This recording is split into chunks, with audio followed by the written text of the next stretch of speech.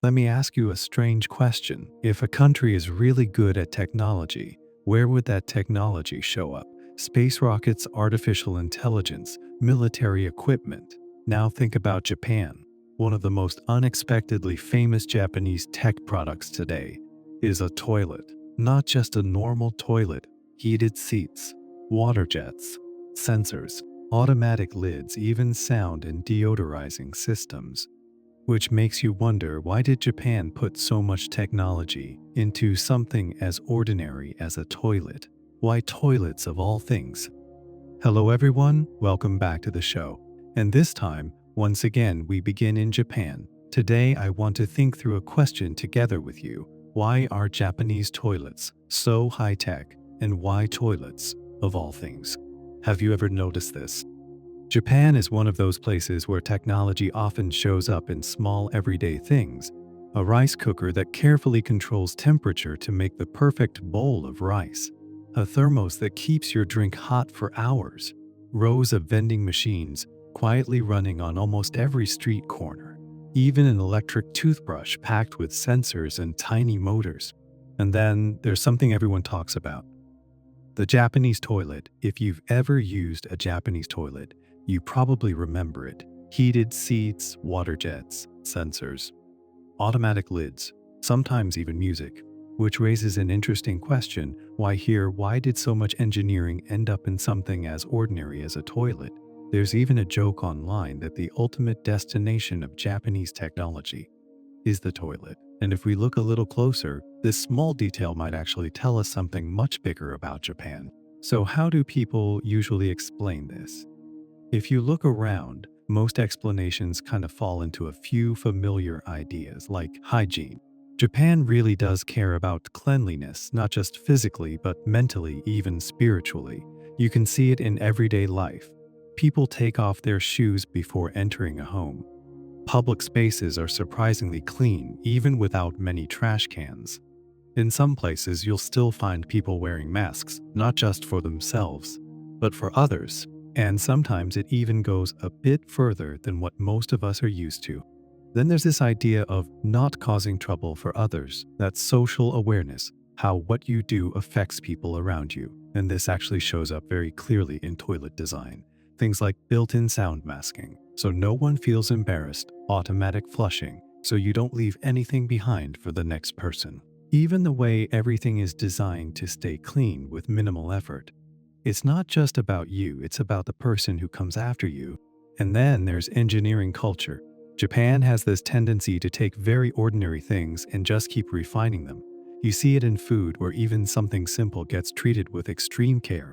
You see it in tools, where small details are constantly improved. And over time, those tiny changes start to add up. And yeah, that includes toilets too. Or maybe it's because Japan is already a relatively mature society. Structurally speaking, a place where basic needs are already solved, systems are stable, so innovation shifts less about survival, more about comfort, experience, quality of life. So from that angle, yeah, it kind of makes sense. Of course, a society like this would end up building something like a high-tech toilet. But if we stop here, it still feels like we're only scratching the surface, because these explanations, they're not wrong, they're just not enough. If that were the whole story, why not something like aerospace or artificial intelligence? Something deeper might be going on. I've made a slightly unusual discovery. It feels like this might not be accidental. It could be a kind of inevitable choice. To understand that, we probably have to look at Japan's modern history. In 1980, Toto launched the washlet, a toilet with warm water cleaning, air drying, heated seats, the starting point of what we now call smart toilets in Japan. Then in 1985, something critical happened. Plaza Accord. The yen surged, interest rates dropped, asset prices started to inflate, and eventually this turned into a massive bubble in real estate and the stock market. In 1991, the bubble burst, property prices collapsed. The stock market was cut in half, banks were left with huge amounts of bad debt. This was a turning point. Japan went from rapid expansion to something that was suddenly interrupted. Before that, Japan's industries were everywhere: cars, consumer electronics, semiconductors. At one point, Japanese companies were even buying major assets in the US, like Mitsubishi Estate acquiring Rockefeller Center and Sony acquiring Columbia Pictures. It got the US worried, like really worried. Questions were floating around: is Japan going to surpass us? Could Japan become the top tech power in the world? That period also led to the Plaza Accord, a major shift in the global economic environment. But I won't go too deep into that here. Let's come back to the main point. So why do I think this might have been an inevitable choice? Let's take a look at Japanese technology around that 1991 period. Before 1991, Japanese tech was all about going up, pushing the boundaries. Cars, semiconductors, consumer electronics, precision manufacturing, industrial robots. Big names you probably know: Toyota, Sony, Panasonic, Hitachi, Toshiba, NEC, Fujitsu.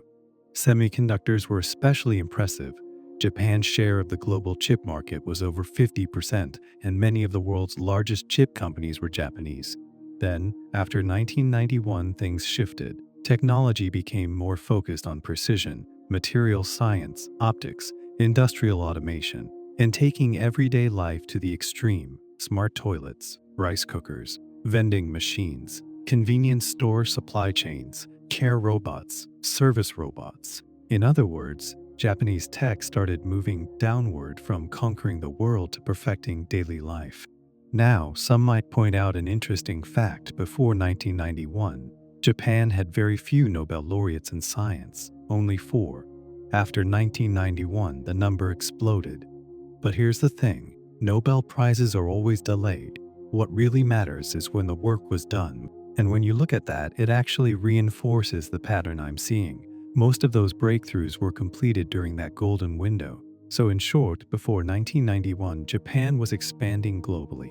After 1991, Japan focused on optimizing life. This is Japan's choice, maybe even an inevitable one. If that still doesn't convince you, let's do a quick, rough check. Since 1991, how many new tech companies with global influence have emerged? I can think of Google, Amazon, Facebook, Apple, Tesla, Alibaba, SpaceX, ByteDance, OpenAI, Netflix, Airbnb, Uber, Samsung, PayPal, Nvidia. Of course, this is just a rough observation. Now, how about Japan? The names that come to my mind are Sony, Nintendo, Toyota, Fanuc, Toshiba.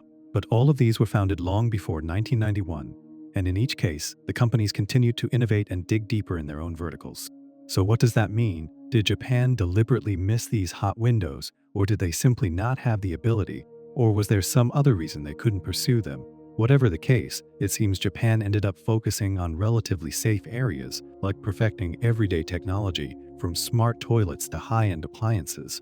And who knows, maybe in the future they'll create even more advanced toilets or life-enhancing products. At least, that's how I see it. But here's a question for you. If you were in that situation, what would you do? Is there a way to break out of it, or is it better to maintain the status quo? I'd love to hear your thoughts in the comments. Thanks for thinking with me. If you enjoy exploring ideas like this, you might consider subscribing. I'm hoping this channel might slowly gather a small group of curious minds who enjoy thinking about the world together.